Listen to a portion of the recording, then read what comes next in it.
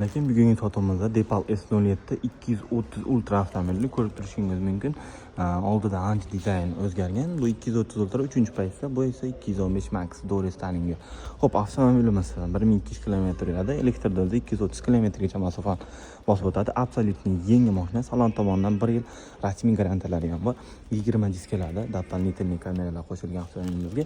Ichki saloniga bitta kiramiz. Ichki salonida dizayni ham juda ham chiroyli ishlangan, ko'rib turganingizdek.